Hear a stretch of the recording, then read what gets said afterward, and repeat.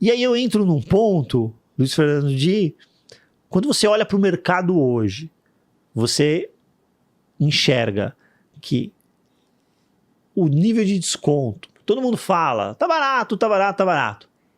É generalizado, já esteve melhor ou não, ou a gente está ali literalmente na bacia das almas, né? Ou já teve mais barato. E aí eu queria que você me colocasse aí exemplos de segmentos. A gente não precisa entrar em nomes ainda, né? Mas segmentos que você entende, aqui ficou para trás, né? Por que esses segmentos ficaram para trás? A gente está próximo do que eu vi no mercado de ações, de fundo e de poço, principalmente quando você leva em consideração o preço relativo, preço em relação à receita, preço em relação a lucro.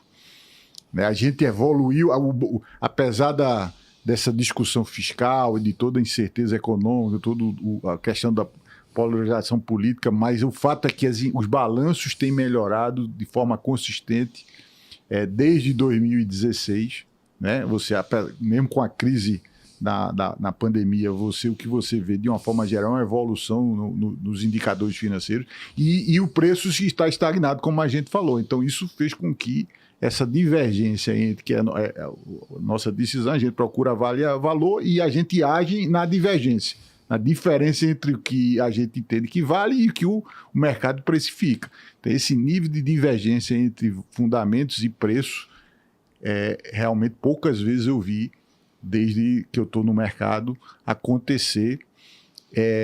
Realmente, em alguns momentos, isso foi específico de commodity ou específico de algum setor. Eu entendo hoje que é generalizado, praticamente todo o mercado brasileiro de ações, todos os segmentos aí você vê um desconto muito excessivo, até porque a gente não tem, Ricardo, na prática, empresas representativas. Na verdade, a gente até tem empresas como o Mercado Livre, o Nubank, que atuam nesse segmento, que tem uma melhor precificação, mas eles não são negociados na Bovespa, eles são negociados em Nova York, por isso, e aí acaba não sendo incorporado no Ibovespa, né? Então, a gente, no Ibovespa especificamente, nas empresas que a gente tem listada no nosso mercado, realmente a gente vê um desconto generalizado, né? E se você pega um indicador que a gente usa muito, que mostra, reflete bem essa questão do preço, é o dividend yield, retorno de dividendo. Hoje você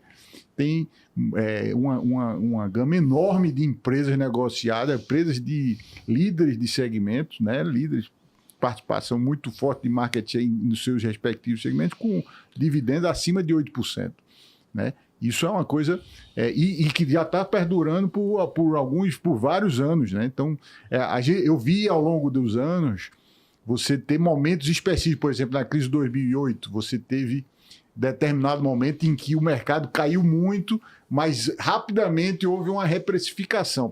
A crise de 2008, por exemplo, foi do segundo semestre, início do segundo semestre de 2008 até o início de 2009, aí o mercado já tinha praticamente recuperado toda aquela perda. A pandemia, eu acho que o final de 2020 já tinha recuperado, apesar de ter caído 30% naquele mês, né, agudo em que você começou o lockdown, acho que em fevereiro ou março de 2020. Né? Então, de forma persistente, né, como a gente está tendo agora, eu realmente, poucas vezes eu nunca vi, na verdade, o nosso mercado tão descontado e de forma tão generalizada como está hoje. Isso, até do ponto de vista histórico, é extremamente interessante e assim, chega a ser surpreendente, né? Porque você trouxe dois momentos históricos em que, inclusive, do ponto de vista global, eram muito mais sérios, né? A gente está falando ali da crise de 2008, em que você pegava ali, há quem colocou em xeque o sistema financeiro da maior economia do mundo, né? Em um dado momento. Né? Qual vai ser o próximo banco a quebrar? Né? Essa era a pergunta. Né? E o outro foi uma pandemia, que a gente não sabia o que ia fazer no dia seguinte, quando começou o lockdown. As pessoas não sabiam como se comportar. Né? A gente conversava aqui um pouco antes de começarmos o nosso bate-papo. Eu me lembro que eu cheguei para trabalhar, Veio a ordem da diretoria, naquele sentido de cash is king, né? O diretor chegou para cada responsável por cada caixinha e falou: traga 30% para a caixa da sua posição. Vamos lá, cortamos a posição, vende, caixa, vão para suas casas. Até a segunda ordem. Pô, como é que eu vou trabalhar amanhã? Isso era no meio de semana. Não tinha a menor ideia de como eu ia trabalhar. Eu me lembro que eu saí da empresa, passei no shopping, que ainda estava aberto, comprei um notebook, porque eu tinha um computador em casa, né? Como é que minha esposa e eu iríamos trabalhar? Então eu comprei um notebook para falar, pelo menos tem 2 computadores aqui. Amanhã dá um jeito de ligar e como é que eu vou acessar a rede da empresa? Não tenho a menor ideia, mas eu descubro. Olha só os mundos que a gente está falando e você coloca que hoje a gente enxerga uma situação em que a gente já vem carregando há mais tempo níveis de precificação tão deprimidos por um período maior do que vimos nesses 2 cenários. Acho que isso chama muita atenção. Talvez por quê, Luiz Fernando? O que você acha que causa isso? Você acha que esse juro tão generoso ele pode levar ali o selinho de culpado, né? Ele é o autor do crime?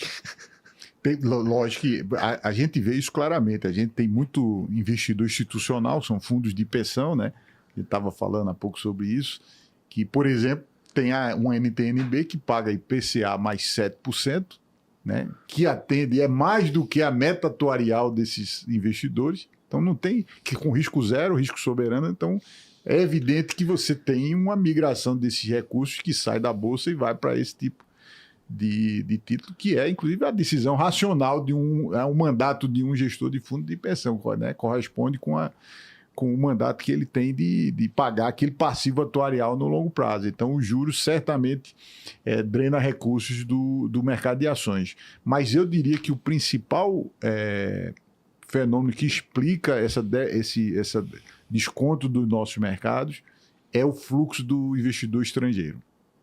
O investidor, como eu falei, o investidor estrangeiro está se concentrando hoje nos Estados Unidos em empresas de tecnologia, né? Agora a moda é a inteligência artificial. Isso está vem drenando, né? Tem alguns estudos que a gente gosta muito, uma casa que chama AQR, que é um pessoal quantitativo, mas que vem da academia e publica muito papers de pesquisa científica. Eles mostram que os parâmetros, eu falei para você do paralelo com o final dos anos 90, eles mostram como os parâmetros de precificação dos mercados americanos hoje está exatamente semelhante ao do final dos anos 90, 99, 2000, quando você teve a bolha da internet. Então, eles demonstram que esse nível de precificação, o retorno projetado para o investidor em ações americanas é menos de 3% ao ano. E aí, quando você faz pesquisas, né, do pessoal que está investindo em ações no mercado, no S&P hoje, a expectativa deles é de 15% ao ano. Então, você vai olhar o número, você tem um retorno esperado de 3%, você vai olhar a expectativa de 15%. Alguém vai se decepcionar aí. Não é isso? E eu acho que já está acontecendo. Eu acho que muito dessa política econômica de Trump vai provocar essa ruptura, né? Na medida que ele quer reverter essa questão do fluxo comercial, de balança comercial, ele vai acabar afetando o dólar e talvez isso provoque esse movimento mais abrupto. Mas a gente nunca sabe, né? O fato é que o que eu vejo como principal fator de explicação dessa nossa estagnação nesses últimos anos para o nosso mercado de ações e do mercado emergente de uma forma geral, eu acho que é o fluxo do global do investidor estrangeiro típico.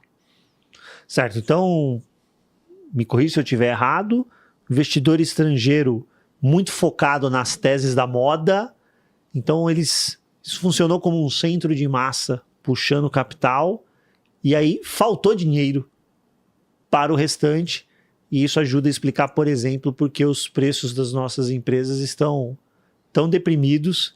Inclusive, a gente vendo aí uma janela em que empresas resolveram fechar simplesmente capital, né? Porque as ações ficaram tão mais baratas que fez sentido para ela falar, pô, nesse nível de preço eu recompro, saio da bolsa e quem sabe um dia eu volto.